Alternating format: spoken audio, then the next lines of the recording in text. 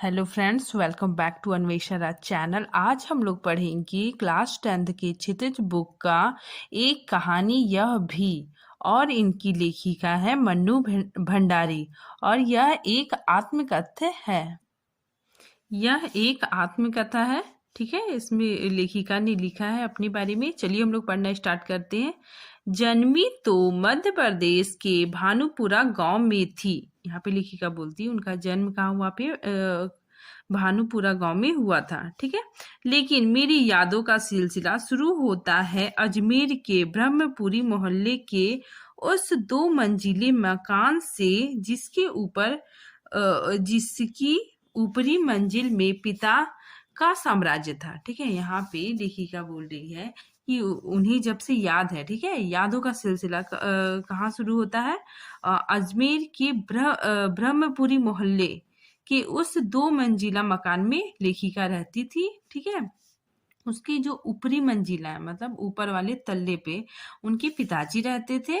ठीक है, जहां वे निहायत अव्यवस्थित ढंग से फैली बिखरी पुस्तकों, पत्रिकाओं और अखबारों के बीच या तो कुछ पढ़ते रहते थे या फिर डिक्टेशन देते रहते थे। ठीक है, मतलब ऊपर वाले तल्ले में उनके पिताजी रहते थे। और जहाँ पे मतलब निहायत अव्यवस्थित ढंग से मतलब कोई भी सामान अपने जगह में नहीं रखा हुआ है। ठीक है, इधर उधर बिखरा हुआ है, फैली। ठीक है, फैली बिखरी पुस्तकों, पुस्तक क्या है? इधर उधर फैला हुआ है। पुस्तक, पत्रिकाओं और अखबारों के बीच या तो उनके पिताजी कुछ पढ़ते रहते थे या फिर डिक्टेशन। डिक्टेशन मतलब क्या होता है ना, बोल बोल के लिखवाना। ठीक है, या तो कुछ बोलते रहते थे। ठीक, आगे देखिए। नीचे हम सब भाई बहनों के साथ रहती थी हमारी बेपढ़ी लिखी व्यक्ति विहीन माँ। मतलब हमारे साथ नीचे वाले तल्ले पे मतलब नीचे वाले मकान में मेरी हम लोगों की माँ रहती थी। ठीक है, तो माँ कैसी है? मतलब वो पढ़ी लिखी नहीं है और व्यक्ति विहीन है। ठीक है, आगे आगे लेखिका अपने माँ के बारे में बता रही है कि सवेरे से शाम तक हम सबकी इच्छाओं और पिताजी की आज्ञाओं का पालन करने के लिए सदैव तत्पर रहती थी। मतलब सुबह से शाम तक मेरी जो माँ थी वो सबकी मतलब सेवा करती थी। सबकी इच्छाओं जैसी सबकी इच्छा होती थी उसको मतलब सब बच्चों का देखभाल करती थी। पिताजी की आज्ञाओं का पालन करती थी, मतलब वो हमेशा तैयार रहती थी। ठीक है, आगे देखिए। अजमेर से पहले पिताजी इंदौर में थे। ठीक है, जहां उनकी बड़ी प्रतिष्ठा थी, मतलब उनका बहुत नाम था। ठीक है, जहां उनकी बड़ी प्रतिष्ठा थी, सम्मान था, नाम था। ठीक है, कांग्रेस के साथ भी जुड़े हुए थे। ठीक है, वे समाज सुधारक के कामों से भी जुड़े हुए थे। मतलब वे समाज सुधारक के कामों से भी जुड़े हुए थे।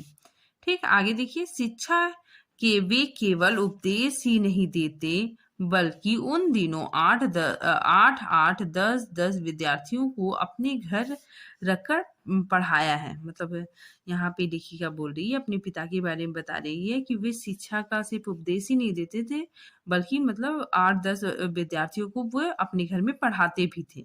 ठीक है, जिनमें से कई तो बाद में ऊंचे ऊंचे ओहदे पर पहुंचे। ओहदे मतलब क्या होता है? पोस्ट। मतलब जो बच्चे को पढ़ाए वो मतलब पढ़ लिख के कुछ काबिल बन गए। ठीक है ना, ऊंचे पोस्ट में मतलब पहुंच गए।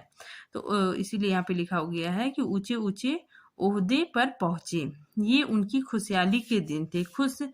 ये उनकी खुशहाली के दिन थे। मतलब ये दिन बहुत अच्छे बीत रहे थे, उनके जीवन के अच्छे दिन थे। और उन दिनों उनकी दरिया दिली मतलब क्या होता है कि दयालु, जिसके दिन में क्या हो? दयालु हो। ठीक है, दरिया दिली के चर्चे भी कम नहीं थे। ठीक है, मतलब उनका बहुत नाम था। वे दरिया दिली भी थे। ठीक है, आगे देखिए। एक और वे बेहद कोमल और संवेदनशील व्यक्ति थे। ठीक है, और दूसरी ओर वे बेहद क्रोधी और अहमवादी भी थे। मतलब यहाँ पे लेखिका बोल रही है अपने पिता के बारे में दो दो व्यक्ति तो बता रही है कि एक तो वे बहुत कोमल और संवेदनशील व्यक्ति थे, तो दूसरी तरफ वे बहुत क्रोधी थे, मतलब बहुत गुस्सा भी करते थे। और अहमवादी मतलब घमंडी भी थे। ठीक है, थोड़ा उनमें अहंकार भी था। ठीक। आगे देखिए, पर यह सब तो मैंने केवल सुना था। यहाँ पे लेखिका बोल रही है कि अपने पिता के गुणों के बारे में ये सब तो मैंने सिर्फ सुना था। ठीक है, हो सकता है माँ से सुना हो या आस पड़ोस कहीं से भी मतलब सुना है। ठीक है, तो इसलिए लेखिका बोल रही है मैंने केवल सुना, देखा तब तो इन गुणों का भाग्य भागनावशेषों के ढोते पिता थे। मतलब यहाँ पे लेखिका बोल रही है कि उनके पिता के जो सारे गुण थे, जिनकी जो सारी अच्छाइयाँ थी, वे अब क्या हो गए ना, अब वो नहीं रही। वो क्या हो गया, भागनावशेष हो गया। भागनावशेष का मतलब होता है कि टूटा हुआ अंश, जैसे एक खंडर होता है। खंडर में मतलब सब कुछ खत्म हो जाता, नष्ट हो जाता। तो उसी तरह इनके पिता का गुण भी क्या हो गया था, खत्म हो गया था। ठीक है, एकदम अब वो सारे गुण एकदम टूटे-फूटे अंश में थे, मतलब कुछ भी नहीं था। ठीक है, के ढोते पिता थे। ठीक है, क्यों उनका गुण खत्म हो गया था, तो समाप्त क्यों हो गया था, वहाँ आगे लेखिका बता रही है कि एक बहुत बड़े आर्थिक झटके के कारण वे इंदौर से अजमेर आ गए। ठीक है, मतलब उनको क्या हो गया था कि धन की कमी, मतलब आर्थिक झटका पड़ा था। ठीक है, इसी वजह से वे इंदौर से अजमेर आ गए। ठीक है, जहाँ उन्होंने अपने अकेले के बलबूते, ठीक है ना, मतलब स्वयं अपने बलबूते और हौसले से अंग्रेजी हिंदी शब्दकोश, क्या होता है, डिक्शनरी। ठीक है ना, मतलब अंग्रेजी हिंदी डिक्शनरी के अधूरे काम को, जो अधूरा काम था उसको आगे बढ़ाना शुरू किया। ठीक है ना, मतलब उसको आगे बढ़ाए। ठीक है, जो अपनी तरफ से पहला और अकेला शब्दकोश था, जो ये मतलब ये जो वो शब्दकोश लिख रहे थे, वो क्या था, पहला और अकेला, मतलब यूनिक, सबसे यूनिक शब्दकोश था, डिक्शनरी था। ठीक है, इससे उन्हें यश और प्रतिष्ठा तो बहुत दी, मतलब ये इस काम से उन्हें यश और प्रतिष्ठा तो बहुत मिली।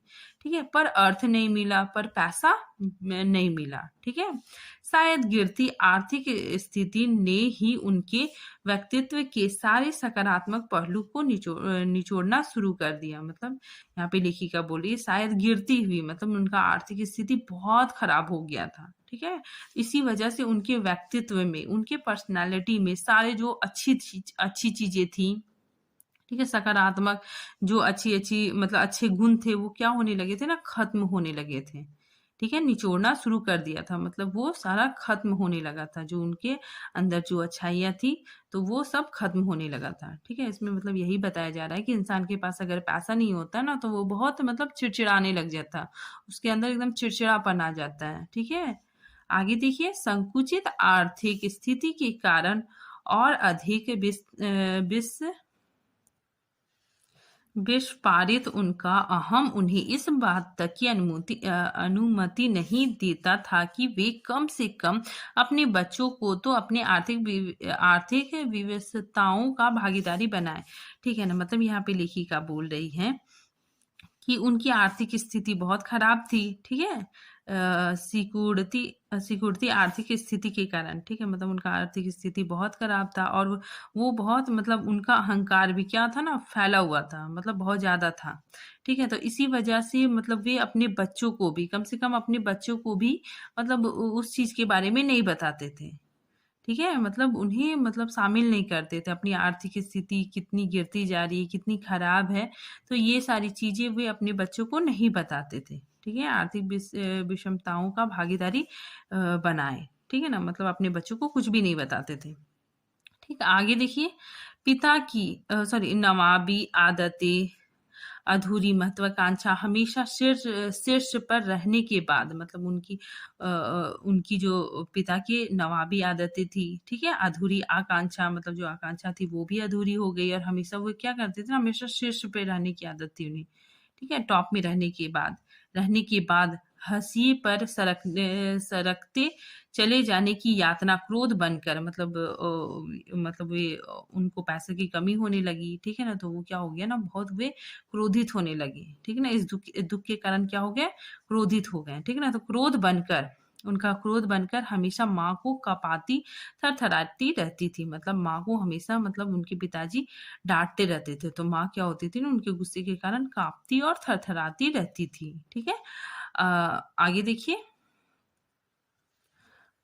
अपनों के हाथों विश्वासघात की जाने जाने कैसी गहरी चोट होगी। मतलब उनके मतलब पिता के अपने लोग ही उनके साथ क्या किए थे, विश्वासघात किए थे, ठीक है ना? इसीलिए उन्हें बहुत गहरा चोट लगा था, मतलब उन्हें बहुत बुरा लगा था, ठीक है?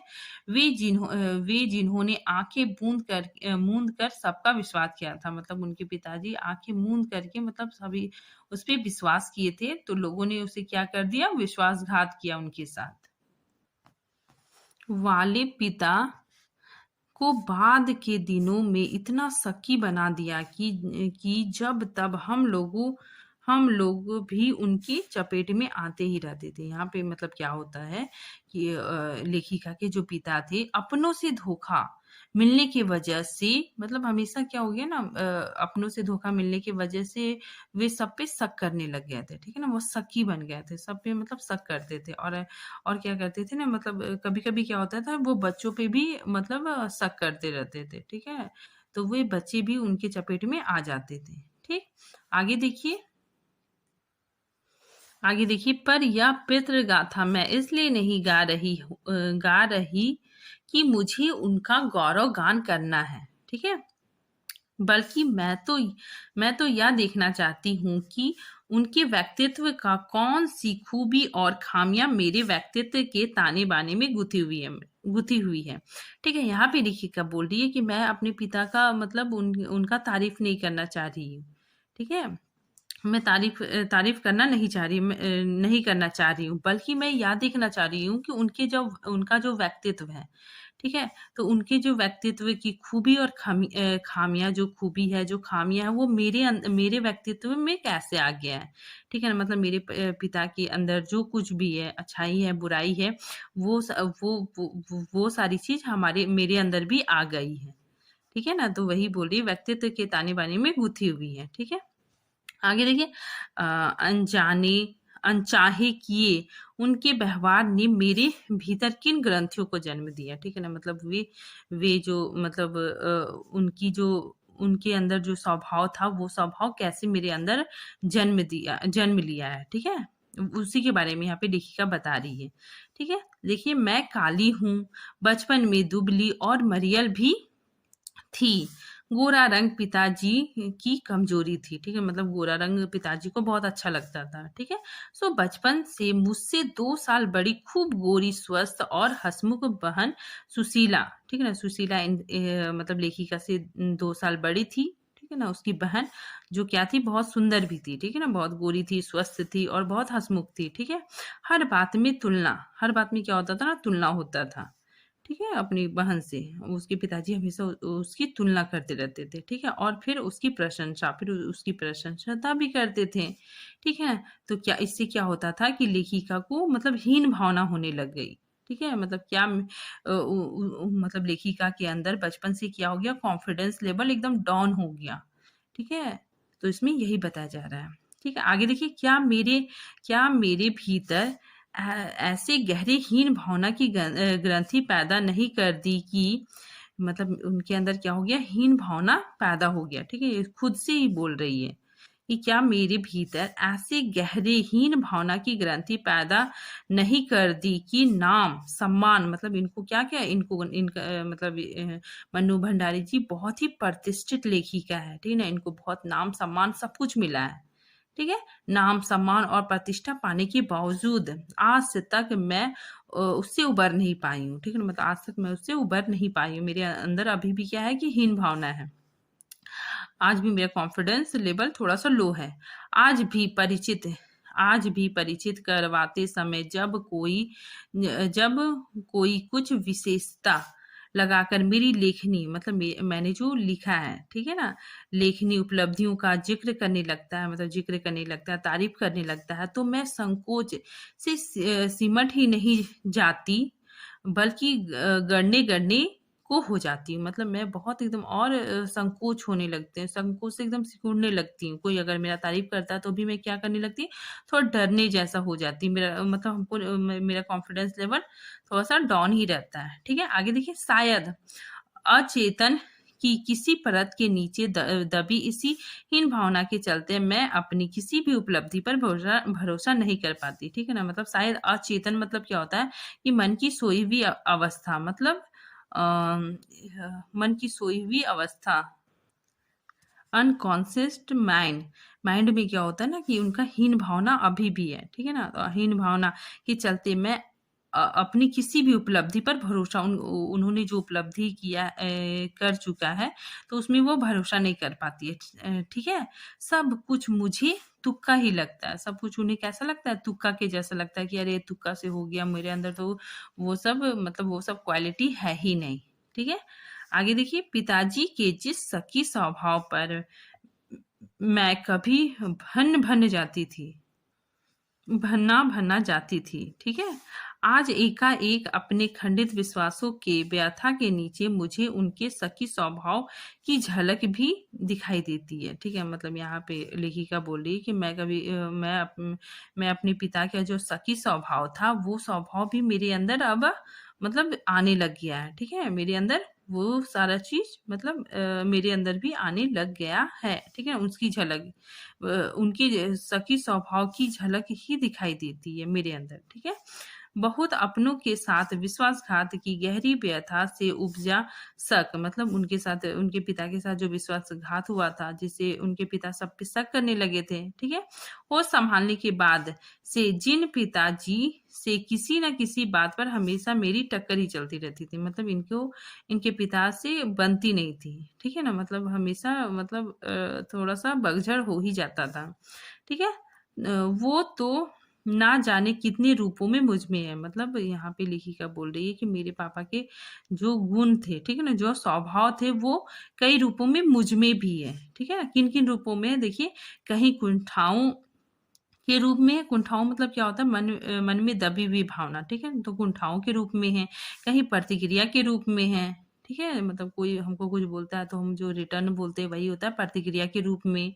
तो कहीं प्रतिछाया के रूप में भी है, ठीक है ना। मतलब इमेज जो उनके पापा का इमेज में जो जो था वो मेरे अंदर भी है, ठीक है ना। मतलब यहाँ पे यही बोला जा रहा है कि बच्चों में क्या होता है कि माँ बाप का जो गुण होता है, ठीक है, माँ बाप का जो स्वभाव होता है वो ऑटोमेटिक बच्चे में आ ही जाता है, ठीक है। तो उनके पापा बहुत शकी थे, तो लेखिका बोल रही है यहाँ पे कि उनका मतलब मेरे अंदर भी उनका स्वभाव आ गया है, ठीक है ना। तो कहीं कुंठाओं के रूप में आ गया, कहीं प्रतिक्रिया के रूप में आ गया, तो कहीं प्रतिछाया के रूप में आ गया, ठीक है। आगे देखिए, केवल बाहरी भिन्नता के आधार पर अपनी परंपरा और पीढ़ियों को नकारने वालों को क्या सचमुच इस बात का बिल्कुल एहसास नहीं होता कि उनके उसका आसन अतीत किस कदर उनके भीतर जड़ जमाए बैठता है, बैठा बैठा रहता है, ठीक है। यहाँ पे लेखिका बता रही है कि यहाँ पे लेखिका बता रही है कि जो मतलब हम लोग जो भी परंपरा और जो अपनी परंपरा और रूढ़ियों को जो नकारते हैं, ठीक है? तो सचमुच में मतलब मतलब उनके अंदर आ ही जाता है। मतलब यहाँ पे बताया जा रहा है कि जो भी मतलब पेरेंट्स जो भी माता-पिता का जो स्वभाव होता है, जो भावना होता है, वो हमारे अंदर जड़ जमाए बैठा हुआ रहता है। ठीक है? हमारे अंदर रहता ही है, चाहे हम कितना भी शो ऑफ कर लें कि नहीं हम तो बहुत अच्छे हैं ऐसे-वैसे, लेकिन पेरेंट्स का जो स्वभाव है, उनकी जो भावनाएँ हैं, वो सारे मतलब बच्चे के अंदर आ ही जाता है, ठीक है? समय का प्रवाह भले ही हमें दूसरी दिशा में बहाकर ले जाए, स्थितियों का दबाव भले ही हमारा रूप बदल दे, हमें पूरी तरह से उससे मुक्त तो नहीं कर पाती है, ठीक है? मतलब कुछ भी हो जाए लेकिन हमारे अंदर जो आ जाता है उससे हम मुक्त नहीं हो पाते हैं, ठीक है? आगे देखिए, पिता के ठीक विपरीत थी हमारी बेपढ़ी लिखी माँ, ठीक है ना। माँ इनकी अपनी माँ के बारे में बता रही है कि धरती से कुछ ज्यादा ही धैर्य और सहन शक्ति था, ठीक है ना। मतलब वो उनकी माँ बहुत ज्यादा धैर्यवान थी और बहुत सहन शक्ति उनके अंदर था, ठीक है। पिताजी की हर हर जाति को अपना प्राय और बच्चों की हर उचित अनुचित फरमाइशों और जिद को अपना फर्ज समझकर बड़े सहज भाव से स्वीकार करती थी वो, ठीक है ना। मतलब वो मतलब बच्चों का पति का बहुत अच्छे से ख्याल रखती थी, ठीक है, उनकी हर जरूरतों को पूरा करती थी। उन्होंने जिंदगी भर अपने लिए कुछ मांगा नहीं, चाहा नहीं, केवल दिया ही दिया है, ठीक है ना। मतलब वो उन्होंने कुछ मांगा नहीं, सिर्फ दिया ही दिया है। आगे देखिए, हम भाई बहनों का सारा लगाव शायद सहानुभूति से उपजा माँ के साथ ही था, मतलब हमारा सारा लगाव माँ के साथ ही था, ठीक है। लेकिन निहायत असहाय मजबूर में लिपटा उनका यह त्याग कभी मेरा आदर्श ना बन सका, ठीक है ना। मतलब यहाँ पे लेखिका बता रही है कि मेरी माँ क्या थी, मतलब थोड़ा सा असहाय भी थी, मजबूर भी थी, अपने पति का हमेशा कहना मानती थी, सबका ख्याल रखती थी, इतना त्याग करती थी, मतलब इतना होने के बावजूद भी मतलब मतलब उसमें मजबूरी ही लगता था लेखिका को, ठीक है। तो ये सब व्यक्तित्व मेरा आदर्श नहीं बन सकता था, ठीक है ना। मैं मतलब मेरा यह आदर्श नहीं बन सका, ठीक है ना। उनका त्याग भी आदर्श नहीं बना, ना ही उनकी सहानुता, ठीक है। मतलब कोई भी कुछ ये सारी चीजें मतलब मेरा आदर्श नहीं बन सका, ठीक है। खैर जो भी हो, अब यह पैतृक पुराण यही समाप्त कर अपने पर लौटती हूँ, ठीक है। यहाँ पे लेखिका बोल रही है, अब मैं अपने माता पिता की जो कहानी है पैतृक पुराण, उसको बंद करके अपने बारे में बतलाती हूँ। आगे देखिए, 5 भाई बहनों में सबसे छोटी मैं, मतलब सबसे छोटी कौन थी? लेखिका, ठीक है, मन्नू भंडारी। सबसे बड़ी बहन की शादी के समय मैं शायद 7 साल की थी, मतलब 7 साल की थी, बहुत छोटी थी, ठीक है। और उनकी एक धुंधली सी याद ही मेरे मन में है, मतलब उनको ज्यादा कुछ याद नहीं है। लेकिन अपने से 2 साल बड़ी बहन सुशीला, ठीक है, सुशीला और मैंने, मतलब इनको अपनी बड़ी बहन को, अपने से बड़ी बहन सुशीला का बहुत याद है, ठीक है ना। सुशीला और मैंने घर के बड़े से आंगन में बचपन के सारे खेल खेले, ठीक है। ये दोनों ने मिलके सारे खेल खेले, ठीक है। कौन कौन खेल खेले? सतोलिया, लंगड़ी टांग, पकड़म पकड़ाई, काली टिल्लो, ये सारे मतलब ये सारे खेल इन्होंने खेले, ठीक है। तो कमरे में गुड्डे गुड़ियों का ब्याह ब्याह भी रचाए, ठीक ना, मतलब गुड्डे गुड़ियों वाला खेल भी इन्होंने खेला। पास पड़ोस की सहेलियों के साथ यूं खेलने को हमने भाइयों के साथ गिल्ली डंडा भी खेला, ठीक है, मतलब अपने भाई के साथ भी खेला गिल्ली डंडा। पतंग उड़ाने, कांच पीस कर मांजा सूतने का काम भी किया, ठीक है, मतलब पतंग भी उड़ाते थे, ठीक है। लेकिन उनकी उनकी कौन? भाइयों की, ठीक है, भाइयों को लेकिन उनकी गतिविधियों का दायरा घर से बाहर ही अधिक रहता था और हमारी सीमा थी घर, मतलब उनकी कौन? भाइयों, भाई लोग मतलब बाहर, घर के बाहर जाके मतलब खेल सकते थे, ठीक है। लेकिन हमारी सीमा मतलब लड़कियों को सिर्फ घर पे ही खेलना है, ठीक है। यहाँ पे लेखिका बोल रही है कि लड़कियों को घर पर ही खेलना था, ठीक है, और लड़के मतलब बाहर जाके मतलब खेल सकते थे। हाँ, इतना जरूर था कि उस जमाने में घर की दीवारें घर तक ही सीमित नहीं नहीं हो जाती थी, ठीक है, मतलब घर की दीवारें घर तक सीमित नहीं थी और उससे ज्यादा ही है, ठीक है, बल्कि पूरे मोहल्ले तक फैली हुई थी, मतलब पूरे मोहल्ले तक फैली हुई थी। इसीलिए मोहल्ले के किसी भी घर में जाने पर कोई पाबंदी नहीं थी, मतलब वे लोग मतलब मोहल्ले में भी खेल सकती थी, उन्हें मतलब मोहल्ले के किसी घर में जाने से कोई पाबंदी नहीं थी, ठीक है। बल्कि कुछ घर तो परिवार का हिस्सा ही था, मतलब पहले क्या होता था ना, मतलब एक दूसरे के घर जाते थे तो बहुत ज्यादा क्या था, मेल मिलाप था, ठीक है, पूरा मोहल्ला एक परिवार के जैसा था, ठीक है, सबका बच्ची लोग मतलब आ जाके खेल सकती थी। आज यहाँ पे लेखिका आगे बता रही है कि आज तो मुझे बड़ी शिद्दत के साथ यह महसूस होता है कि अपनी जिंदगी खुद जीने के इस आधुनिक आधुनिक मतलब इस मॉडर्न जमाना में, ठीक है, आधुनिक दबाव ने महानगरों के फ्लैटों, ठीक है, महानगरों के फ्लैटों में रहने वाले को हमारे इस परंपरागत पड़ोस कल्चर से विच्छिन्न करके हमें कितना संकुचित, असहाय और असुरक्षा बना दिया, ठीक है ना। मतलब यहाँ पे लेखिका बोल रही कि पहले जब हम लोग छोटे थे तो पूरा मोहल्ला में जाके खेलते थे, ठीक है, सब मतलब बहुत ज्यादा प्रेम था, आपसी मेल मिलाप था, पूरा मोहल्ला क्या था ना, मतलब परिवार के जैसा था। लेकिन आज क्या हो गया ना, आधुनिक हो गया, सब मॉडर्न मॉडर्न जमाना आ गया, तो इसमें क्या होता है ना कि महानगरों के फ्लैटों में रहने वाले लोग क्या करते हैं ना कि पड़ोस कल्चर अब एकदम विच्छिन्न हो गया, मतलब खत्म हो गया, अलग हो गया है, ठीक है। तो पड़ोस कल्चर अलग होने से क्या हो गया है कि सभी लोग क्या हो गए हैं, संकुचित हो गए, असहाय हो गए और असुरक्षित हो गए हैं, ठीक है, क्योंकि अगर कुछ भी प्रॉब्लम होता है तो हमारे पड़ोसी हमें मदद करते हैं, ठीक है ना। लेकिन महानगरों में क्या होता है ना कि पड़ोसी से कोई लेना देना नहीं है, मतलब कुछ भी लगाव नहीं है, उनके बारे में हम लोग कुछ नहीं जानते हैं, कोई इंटरेस्ट ही नहीं है मतलब जानने में। तो इससे क्या होता है कि लोगों के अंदर संकुचित मतलब लोगों के अंदर असुरक्षा की भावना, असहाय ये सब की भावना मतलब पनपने लगता है। ठीक है? तो लेखिका यहाँ पे यही बता रही है। ठीक है? आगे देखिए। आगे लेखिका बताती है कि मेरी कम से कम 1 दर्जन आरंभिक कहानियों के पात्र इसी मोहल्ले के हैं। मतलब ये जो लेखिका जिस मोहल्ले में खेलती थी, वहाँ के लोग थे, उन्हीं को ये क्या करती थी ना, अपना कहानियों का पात्र बना देती थी। ठीक है? जहाँ मैंने अपनी किशोरावस्था गुजारा, अपनी युवा अवस्था का आरंभ किया। ठीक है? तो ये अपने मोहल्ले के जितने सारे लोग थे, उसको क्या करती थी, अपनी कहानियों का पात्र बना देती थी। ठीक है? 1-2 को छोड़कर उनमें से कोई भी पात्र मेरे परिवार का नहीं है। मतलब अपने परिवार से ज़्यादा पात्र नहीं लेती थी, अपने मोहल्ले के लोगों को ही अपनी कहानियों का पात्र बनाती थी। ठीक है? बस इसको देखते सुनते इनके बीच ही मैं बड़ी हुई। ठीक है? इनको देखते मतलब अपने मोहल्ले के लोगों को देखती सुनती थी, इन्हीं के बीच बड़ी हुई। ठीक है? लेकिन इसकी छाप मेरे मन में कितनी गहरी थी, मतलब इनके मन में मतलब इन लोगों की, मोहल्ले के लोगों की छाप बहुत गहरी थी। ठीक है? इस बात का एहसास यहाँ पे लेखिका बता रही है कि इस बात का एहसास तो मुझे कहानियाँ लिखते समय हुआ। ठीक है? जब वो लिखती थी तब उनको यह एहसास हुआ।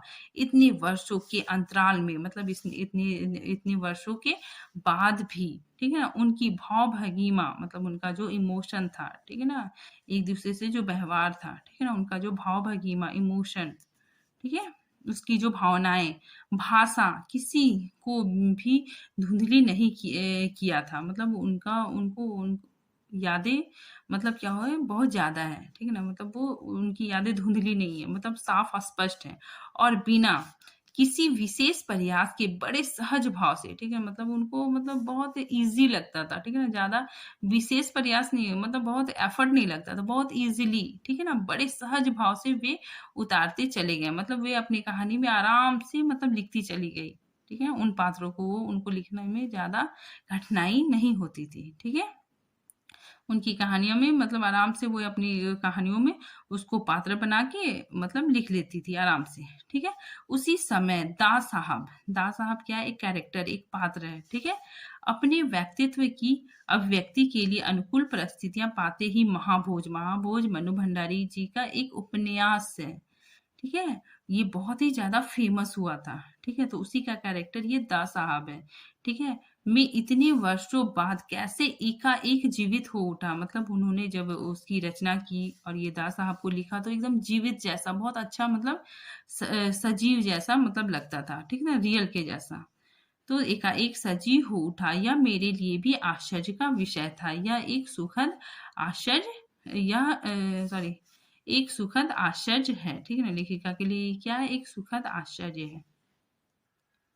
आगे देखिए, उस समय तक हमारे परिवार में लड़की के विवाह के लिए अनिवार्य योग्यता थी उम्र में 16, मतलब 16 साल होना चाहिए और शिक्षा में मैट्रिक, मतलब शिक्षा में मैट्रिक पास होना चाहिए। तो ऐसा होने से मतलब शादी हो जाती है, ये अनिवार्य योग्यता थी। सन 1944 में सुशीला, उनकी जो बड़ी बहन थी, ठीक है, सुशीला ने यह योग्यता प्राप्त की और शादी करके कोलकाता चली गई। ठीक है ना, वो कोलकाता चली गई। दोनों भाई भी आगे पढ़ाई के लिए बाहर चले गए। ठीक है, इन लोगों के छत्र छाया के हटते ही पहली बार मुझे नए सिरे से अपनी वजूद, अपनी अहमियत का एहसास हुआ।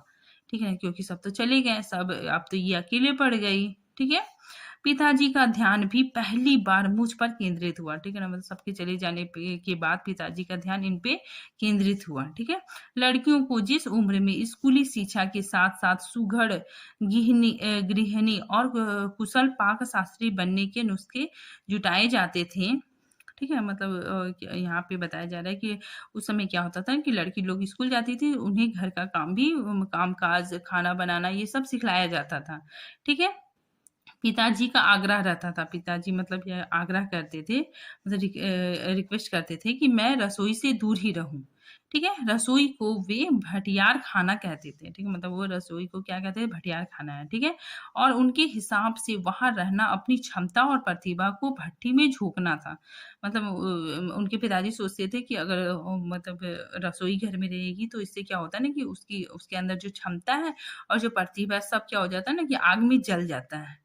ठीक है, भट्टी में झुका जाता है। ठीक है, आगे देखिए, घर में आए दिन विभिन्न राजनीतिक पार्टियों के जमावड़े होते रहते थे, मतलब विभिन्न पार्टियों के लोग उनके घर में आते थे। ठीक है, और जमकर बहस होती थी, और बहुत क्या होता था, बहस होती थी, बहुत सभाएं होती थी। आगे देखिए, बहस करना पिताजी का प्रिय सगल था, मतलब सगल मतलब क्या होता है, शौक। ठीक है, मतलब उनके पिताजी को मतलब बहस करना, मतलब सभाओं में तो बहुत उनको बहुत अच्छा लगता था। ठीक है, चाय पानी या नाश्ता देने जाती तो पिताजी मुझसे भी वहीं बैठने को कहते, मतलब वहीं पे बैठने के लिए कहते थे। ठीक है, वे चाहते थे कि मैं भी वहीं बैठूं, सुनूं, जानूं कि देश के चारों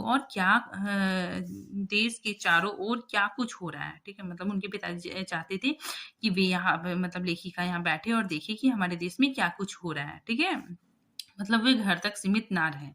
ठीक है ना, अपने देश के बारे में भी वो जाने। देश, आगे लेखिका बोल रही है कि देश में हो भी तो कितना कुछ रहा था, मतलब देश में तो बहुत कुछ हो रहा था। सन 1942 के आंदोलन के बाद से तो सारा देश जैसे खौल रहा था, मतलब सारे देश में क्या हो रहा था ना, एकदम स्वतंत्रता आंदोलन की लड़ाई एकदम बहुत बहुत मतलब बहुत फैल गई थी। ठीक है, चारों तरफ एकदम सभी लोग मतलब आजादी के खिलाफ सब लड़ाई हो रही थी। ठीक है, आजादी के लिए लड़ाई हो रही थी, लेकिन विभिन्न राजनीतिक पार्टियों की नीति, ठीक है, राजनीति पार्टियों की नीति, उनकी आपसी विरोध मतभेद की तो मुझे दूर दूर तक कोई समझ नहीं थी। ठीक है ना, यहाँ लेखिका बोलती है राजनीतिक पार्टियों की नीति, ठीक है, आपसी उन लोगों में क्या विरोध था, क्या मतभेद था, उसके बारे में मुझे कोई जानकारी नहीं थी। ठीक है, हाँ हाँ, क्रांतिकारियों और देशभक्त शहीदों के रोमानी आकर्षण। ठीक है, मतलब लेखिका बोलती है कि हाँ, मुझे क्रांतिकारी और देशभक्त जो होते थे, वो क्या होता था, रोमानी आकर्षण, उन्हें बहुत रोमांचित लगता था, बहुत अच्छा लगता था, वो उनकी तरफ उसकी तरफ आकर्षित होती थी। ठीक है, उनकी कुर्बानियों से जरूर मन आक्रांत रहता था। ठीक है ना, अगर क्या देशभक्त शहीदों और उनकी कुर्बानियों से उनका मन क्या हो जाता था, बहुत दुखी हो जाता था। कोई देशभक्त है, अगर वो अपने देश के लिए कुर्बान हो गया, ठीक है ना, मर गया, तो उनका मन क्या हो जाता था, आक्रांत हो जाता था, मतलब बहुत दुखी हो जाता था।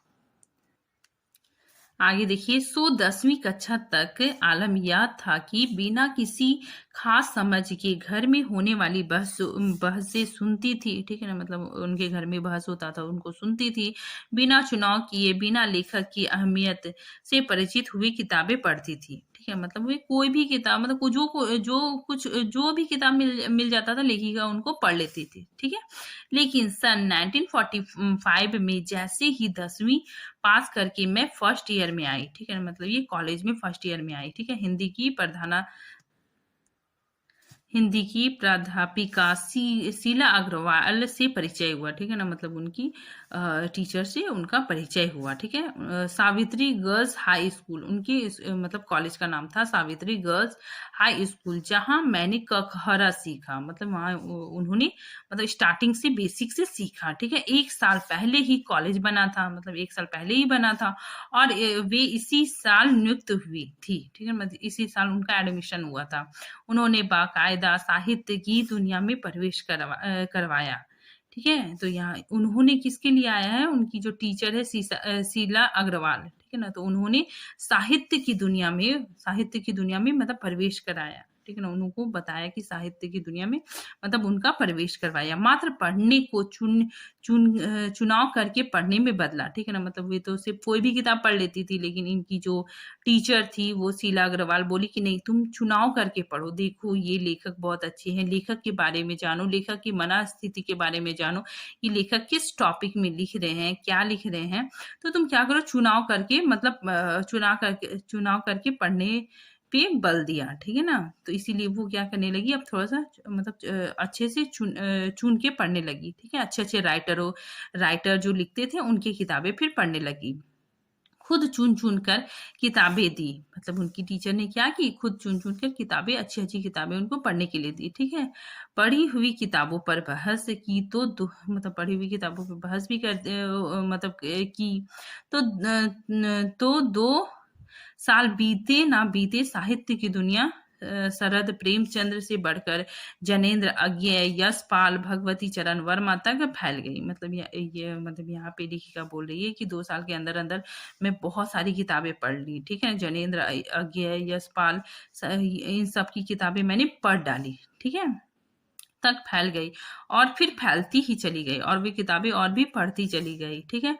उस समय जनेन्द्र जी की छोटी छोटी सरल सरल सहज वाक्यों वाली शैली ने मुझे बहुत आकृष्ट किया, मतलब मुझे बहुत आकर्षित किया था, ठीक है। सुनीता उपन्यास भी बहुत अच्छा लगा।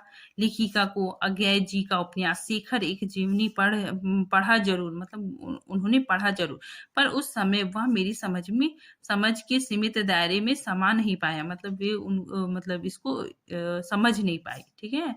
शेखर एक जीवनी उन्होंने पढ़ा जरूर लेकिन उनको समझ में उतना नहीं आया। आगे देखिए, कुछ साल बाद नदी के द्वीप पढ़ा तो उसने मन को इस कदर बांधा कि उस झोंके में शेखर को फिर से पढ़ डाली, ठीक है। मतलब इन्होंने नदी के द्वीप पढ़ा तो इनको बहुत अच्छा लगा, तो फिर एक बार फिर से शेखर एक जीवनी को फिर से पढ़ लिया, ठीक है। इस बार कुछ समझ के साथ इस बार उन्हें उन्हें मतलब समझ आया, ठीक है, थोड़ा थोड़ा समझ में आ गया। यह शायद मूल्यों के मंथन का युग था, ठीक है ना। मतलब ये क्या था, मूल्यों का मंथन का युग था, ठीक, जैसा वो सोचती थी। पाप पुण्य नैतिक अनैतिक सही गलत की बनी बनाई धारणाओं के आगे प्रश्न चिन्ह ही नहीं लग रहे थे। उन्हें ध्वस्त भी किया जा रहा था, ठीक है। मतलब उनकी जो धारणाएं बनी हुई थी वो सब क्या हो रही थी, ध्वस्त हो रही थी, खत्म हो रही थी, ठीक है। इसी संदर्भ में जनेन्द्र का त्यागपत्र, भगवती बाबू का चित्रलेखा पढ़ा और शीला अग्रवाल के साथ साथ लंबी लंबी बहसें करती हुई उस उम्र में जितना समझ सकी थी समझी, ठीक है। मतलब लेखिका ने इन सारे बुकों को पढ़ डाला था, ठीक है। बस इतना ही है। पार्ट 2 हम नेक्स्ट वीडियो में बनाएंगे। तब तक के लिए थैंक यू।